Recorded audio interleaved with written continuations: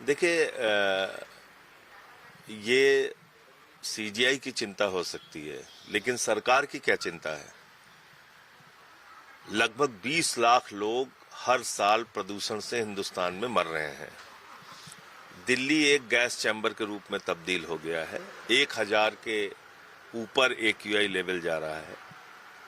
और आप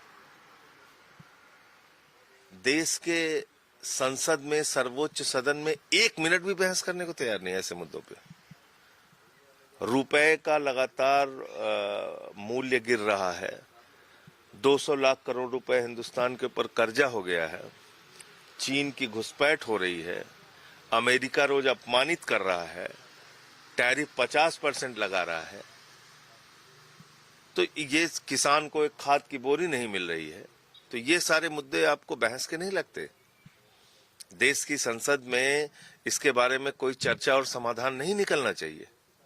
सिर्फ और सिर्फ नकली मुद्दों पे देश की संसद में बहस कराना है, लोगों का ध्यान भटकाना है, चिल्ला चिल्ला के आरोपित करना है, देश भर में वोट चोरी करना है, यही काम कर रहे हैं लोग।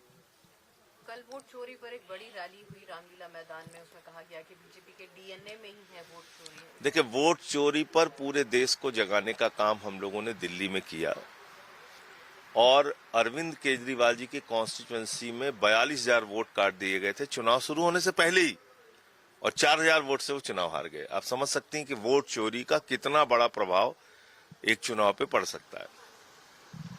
उसके बाद मंत्रियों के घर में 35-35 वोट बनाए गए, सांसदों के घर में 22 वोट 25 वोट बनाए गए।